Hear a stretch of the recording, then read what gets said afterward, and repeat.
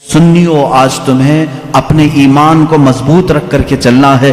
अब मुआशरे में जैसे वहाबियत के जरासीम फैले थे पहले एक ज़माना हो गया, 100 साल गुजरने को आ गए, लेकिन जहाँ सऊदी ढीला पड़ा वहाबी भी ढीले पड़ने लग गए, क्योंकि ये सारा रियाल का करिश्मा था और सब पूरे सऊदी रियाल और डॉलर से चलते थे। रियाल की वैल्यू कम हो गई, अब वो आ भी नहीं रहे, बट भी नहीं रहे, जिसकी वजह से फितना कम हो गया। लेकिन उसके बाद जो फितना जन्म ले रहा है वो ईरानियों का फितना है, राफिजियों का फितना है, शियों का फितना है। ये भोले भाले सुन्नी मुसलमानों के ज़हनो दिमाग में उनको मालूम है कि ये सारे सुन्नी अहले बैत से टूट कर मोहब्बत करते, अहले बैत के नाम पर इनको गुमराह कर दो। वो अपने अकायद हमारे दरमियान डालने की कोशिश कर रहे हैं। जाहिर सी बात है, मैं सैयदा फातिमा तो ज़हरा रज़ियल्लाहु ताला अन्हा का नाम आए तो उनके कदमों पे जान देने को तैयार हूं। मैं जहां हसनैन करीमैन की बात आए गर्दन लेकर मैदान में तैयार हूं। हर सुन्नी का हमारा अकीदा यही है। हम इन अइम्मा अथार और ये जो अहले बैत हैं इनके लिए तो जान फिदा करने की बात करते हैं, और ये शियों को मालूम है, वो जानते हैं कि ये सुन्नी अहले बैत से बहुत मोहब्बत करते हैं, इनको ब्लैकमेल उन्हीं नामों से किया जाए। तो ये आते हैं हमारे दरमियान अलग अलग पर्दे ओढ़ करके, अलग अलग लिबास ओढ़ करके आते हैं, और तुम्हारे अंदर वो बैक्टीरिया, वो जरासीम डालने की कोशिश करते हैं जो इनके अकीदे हैं। अगर मैं वो अकीदे खोलूं तो यहाँ बड़ी तवील बहस चली जाएगी, मेरा टॉपिक ही हट जाएगा। बाद में बात ये हो जाएगी कि पूरी तकरीर इसी पर होना पड़ेगी कि इनके अकायद आज जामे अजहर में हमने पढ़ा भी है। ये लोग हजरत अली करमल्लाहु वजहुल करीम को अंबिया इकराम से अफजल कहते हैं। हम भी हजरत अली की मोहब्बत और उनकी ताजीम को अपना ईमान का हिस्सा समझते हैं, लेकिन रसूल पाक सल्लल्लाहु अलैहि वसल्लम और अंबिया से बढ़कर के नहीं, नबी से बढ़कर के कोई गैर नबी नहीं हो सकता। और ये मौला अली करमल्लाहु वजहुल करीम के मुतालिक बाज़ शिया तो यहां तक कहते हैं, माअज़ल्लाह, अब भी मौजूद है इंटरनेट पर, ऐसे वीडियो क्लिप्स भी मौजूद हैं। कुछ शिया ये तक कह जाते हैं अल्लाह फातिमा ज़हरा के घर को अपनी दाढ़ी से झाड़ू लगाता है, मुआज़ल्लाह रब्बिल आलमीन, नऊज़ बिल्लाहि मिन ज़ालिक। ये ऐसे जुमले हैं जिसको कहने से भी दिल कतराता है। अहले बैत की मोहब्बत सर आंखों पर, लेकिन इनको खुदा के दर्जे तक पहुंचाना ये शिर्क है। यही तो ईसाइयों ने किया। ईसाई पहले सही मोमिन थे, लेकिन चलते चलते बाद में उन्होंने ईसा अलैहिस्सलाम को खुदा का बेटा कहना शुरू कर दिया, हजरत मरियम को खुदा की बीवी कहना शुरू कर दिया। इसी तरह शिया बिगड़ गए। सारे शियों की बात नहीं कर रहा, उसमें कुछ फिरके हैं जो गुलात हैं, गाली शिया हैं। अल्लाह उनकी नौसतों से महफूज रखे। इसीलिए मेरे अजीजों, अहले सुन्नत व जमात का दामन कभी तर्क न करना, कभी न छोड़ना। यह ऐसा दरमियानी रास्ता है जिस मसलक में आज हमें सहाबा की ताजीम भी सिखाई जाती है और अहले बैत अतहार की ताजीम भी सिखाई जाती है। यहाँ एक बाल बराबर भी हमें इधर से उधर होने नहीं दिया जाएगा। एक बात समझ करके चलें, और जब ऐसे मौज़ूआत छिड़ जाएं कहीं मजलिसों में, ये बात भी समझ के चलो। सहाबा को एक तरफ लेकर के, अहले बैत को एक तरफ लेकर के आज इंटरनेट पर कुछ ऐसे मुनाजरे करने वाले हैं। फेसबुक के मुनाजिर बहुत से हैं, सोशल मीडिया के बड़े बड़े मुनाजिर हैं, नुक्कड़ पर बैठ करके और गटर पे बैठ करके मुनाजरे करते रहते हैं। किस बात पर? कि सिद्दीक़ अकबर अफजल हैं, कि मौला अली अफजल हैं, फातिमा ज़हरा खता पर थी, कि हजरत अबू बकर खता पर थे। मुआज़ल्लाह, तुम होते कौन हो इन बातों को छेड़ने वाले? 14 सदियां गुजर गई, न तुम उनके जमाने में हो, न तुम्हारे बाप दादाओं ने उन्हें देखा है, और आज बैठ करके तुम्हारा ईमान कितना है, तुम्हारा अमल कितना है, तुम्हारा इल्म कितना है, इतनी मुकद्दस हस्तियों पर तुम आज इंटरनेट पर बैठ करके मुनाजरे कर रहे हो। इन बहसों को छोड़ो, शैतान यहां तुम्हारा ईमान तबाह कर देगा। जब ऐसी बातें आ जाएं, सहाबा इकराम के आपस के जो भी मामलात हुए हैं, तो इन बातों को जब भी कोई तुम्हारे दरमियान छेड़े तो इतना कहें कि इन दोनों का मामला वो हल करेगा जो उन दोनों से बड़ा होगा। मैं कौन हूं? मैं तो 14 सदियों के बाद आया हुआ एक छोटा सा बच्चा हूं। अगर उन सहाबा के दरमियान कुछ मामलात हुए हैं तो अल्लाह मौजूद है, رسول کریم صلی اللہ علیہ وسلم ان کے سرپرست ہیں. دیکھا جائے گا قیامت کے دن ان کے جو بھی معاملات ہوں گے اللہ ان کا فیصلہ فرمائے گا. تم کیوں اپنا ایمان خراب کرتے ہو؟ میری بات سمجھ میں آ رہی ہے؟ صحابہ کرام کی بات آئے، اہل بیت کی بات آئے، یا ان کے آپسی کچھ بھی معاملات کی بات آئے تو وہاں سے اپنا دامن اٹھا لینا، فوراً اس محفل کو چھوڑ دینا. اپنی رائے دینے کی بھی کوشش مت کرنا کہ کون صحیح تھا کون غلط تھا. یہ تمام معاملات میں اپنی رائے بھی مت دو، اس لیے کہ پھر تمہاری بھی پکڑ ہوگی. جس دن تم یہ کہو گے تو قیامت کے دن تم سے بھی پوچھا جائے گا تم ان دو بڑے لوگوں کے درمیان فیصلہ کرنے کے لیے بیٹھے تھے، پہلے تو بتا تیرے اعمال کہاں ہے، تم فیصلہ کرنے کے قابل ہو. اس لیے میرا تو طریقہ یہ ہے، جب بڑوں کی بات آئے، بزرگان دین، سلف صالحین، صحابہ تابعین کی بات آئے، کچھ بھی ان کے درمیان اگر اختلاف بھی ہوا ہو تو ان تمام اختلافات کو اللہ کے حوالے کر دو، اللہ رب العزت کے حوالے کر دو. وہ احکم الحاکمین ہے، قیامت کے دن فیصلہ فرمائے گا. عزیزان گرامی وقار، صحابہ کرام کے بارے میں آج کیوں کہہ رہا ہوں آپ کو معلوم ہے؟ آپ رسول کریم صلی اللہ تعالیٰ علیہ وسلم پر ایمان لاتے ہیں، حضور کو خاتم النبیین مانتے ہیں، اللہ کے نبی صلی اللہ تعالیٰ علیہ وسلم کی ہر بات کو تسلیم کرتے ہیں، رسول کریم صلی اللہ تعالیٰ علیہ وسلم کی ہر بات کو تسلیم کرتے ہیں. اب چلیے آپ مسلمان ہیں، مجھے یہ بتاؤ رسول کریم صلی اللہ تعالیٰ علیہ وسلم نے کب آپ سے کہا کہ فجر کی نماز پڑھو، ظہر کی نماز پڑھو، عصر کی نماز پڑھو؟ آپ سے ڈائریکٹ آ کر کے حضور نے فرمایا؟ نہیں فرمایا. حضور اکرم صلی اللہ علیہ وسلم نے کس سے فرمایا؟ کس سے فرمایا؟ اپنے صحابہ سے فرمایا. جو کچھ بھی میرے آقا کی زبان سے نکلا وہ پورا کیا ہے؟ دین ہے. وہ پورا کیا ہے؟ دین ہے. قرآن میرے آقا کی زبان سے نکلا، اللہ تعالیٰ نے وہی فرمائی اور حضور نے پڑھ کر سنایا. کس کو سنایا؟ صحابہ کو سنایا. رمضان کے 30 روزے رکھنا ہے، حضور نے کس کو بتایا؟ صحابہ کو بتایا. حج فرض ہے، میرے آقا نے کس کو بتایا؟ صحابہ کو بتایا. زکوٰۃ فرض ہے، میرے آقا نے کس کو بتایا؟ یہ میرا پورا دین میرے آقا نے صحابہ کو بتایا. اگر ان صحابہ کو ہٹا دیا جائے تو پھر ہمارا دین کچھ بھی نہیں ہے. ہم تک اگر دین کو منتقل کیا ہے، ٹرانسفر کیا ہے تو کس نے کیا؟ صحابہ کرام نے. ان کو چھوڑ کر کے تم کوئی فیصلہ نہیں لے سکتے. صحابہ کرام رضوان اللہ تعالیٰ علیہم اجمعین نے روایتیں کی، حضور صلی اللہ علیہ وسلم کی باتیں ہم تک منتقل کی. ارے یہ قرآن جس پر کل آپ نے پوری مفصل گفتگو سنی ہے، یہ پورا قرآن بھی اگر محفوظ ہم تک پہنچانے میں بڑا کردار ادا کیا ہے تو صحابہ کرام نے کیا. حضور صلی اللہ علیہ وسلم سے انہوں نے جتنا سنا تھا سب کچھ انہوں نے لکھا اور جمع کیا، اور امت بعد میں آنے والی امت کو یہ امانت پہنچائی. اسی لیے صحابہ کرام کے معاملات کو سنو. اور میں آج دعوت فکر دیتا ہوں میرے ہر بچے کو، ہر دوست اور میرے ہر بھائی کو، کہ اب دوسروں کی ادھر ادھر کی تاریخ پڑھنے سے بہتر ہے کہ پہلے تم صحابہ کی تاریخ پڑھو. یہ تمہیں رسول کریم صلی اللہ تعالیٰ علیہ وسلم کا حقیقی عشق اور محبت سکھاتے ہیں. ہم تو تقریروں میں بتاتے ہیں، یہ الگ معاملہ ہے، لیکن صحابہ جو اپنے عمل سے بتاتے ہیں اس کی مثال ملتی نہیں ملے گی. رسول کریم صلی اللہ تعالیٰ علیہ وسلم کی جو اطاعت، فرما برداری، جو حضور اکرم صلی اللہ علیہ وسلم کا ادب و احترام انہوں نے کہہ کر کے نہیں کر کے دکھایا ہے، وہ اس کی کوئی بھی مثال آج تک نہیں ملتی. چند صحابہ کرام کی میں باتیں بتاؤں، کتنی محنت، مشقت اور دقت سے یہ اسلام میں آئے اور جمے رہے. ان کے بارے میں قرآن کہتا ہے ان الذین قالوا ربنا اللہ ثم استقاموا، بے شک وہ لوگ جنہوں نے کہا اللہ ہمارا رب ہے پھر اس پر جمے رہے، تتنزل علیہم الملائکہ، اللہ فرماتا ہے ان پر رحمت کے فرشتے اتارے جاتے ہیں. یہ صحابہ کے بارے میں بات آئی. ایک بار جب انہوں نے کہہ دیا اللہ ہمارا رب ہے پھر ہٹتے نہیں تھے، اس سے ہٹتے نہیں تھے.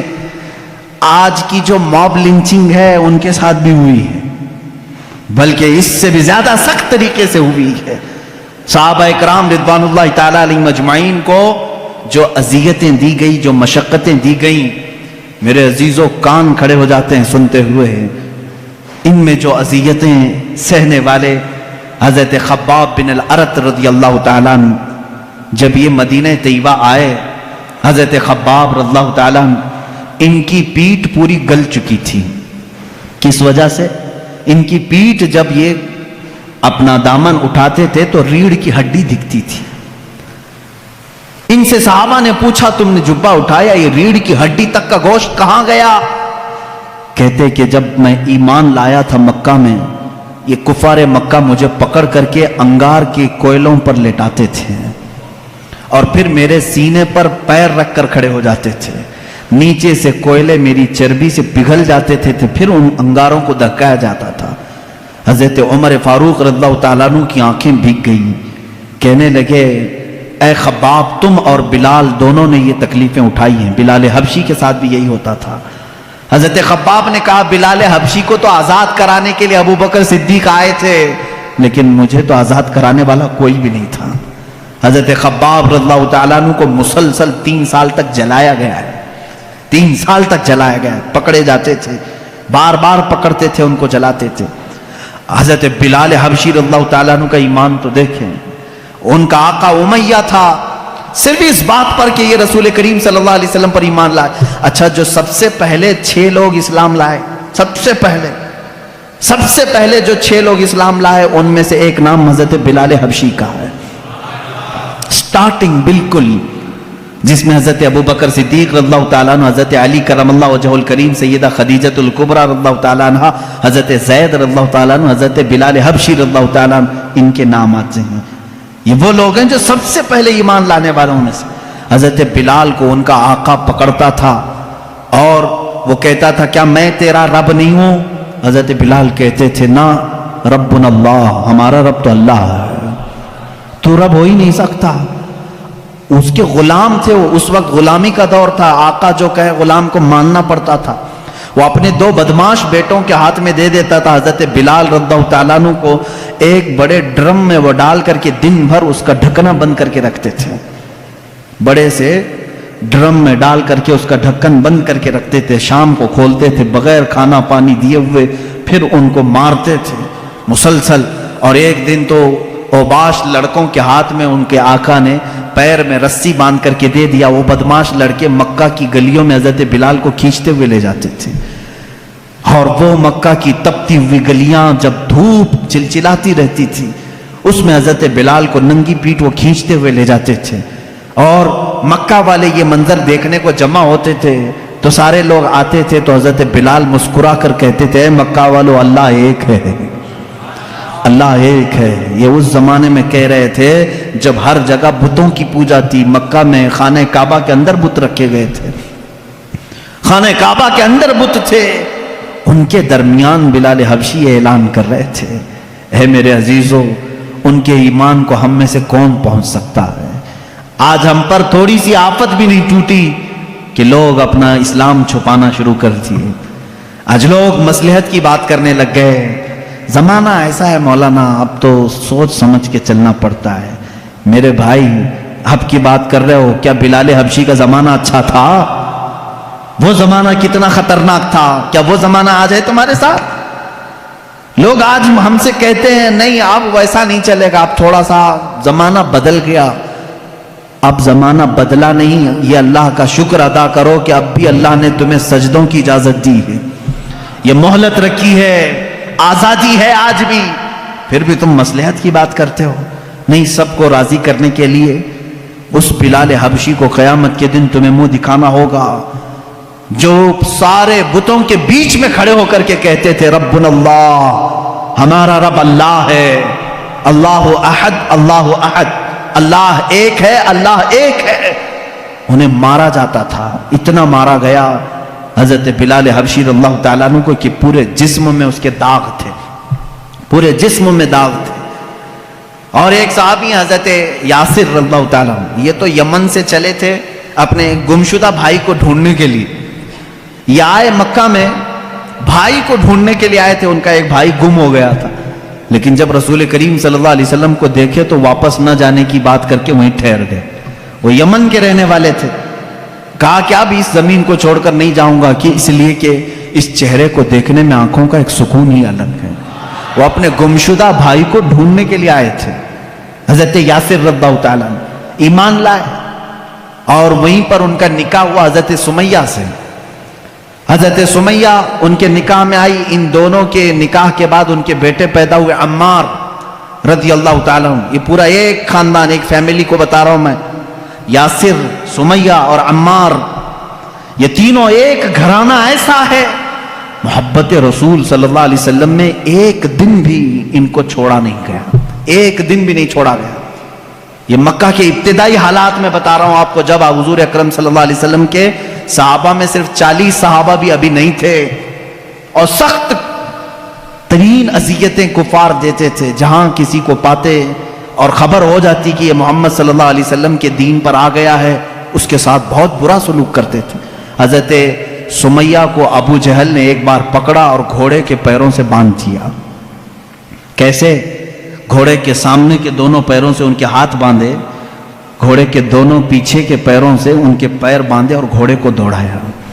جب گھوڑا دوڑتا تھا تو ان کی ہڈیاں سرکتی تھیں، ایک ایک ہڈی ٹوٹتی چلی گئی.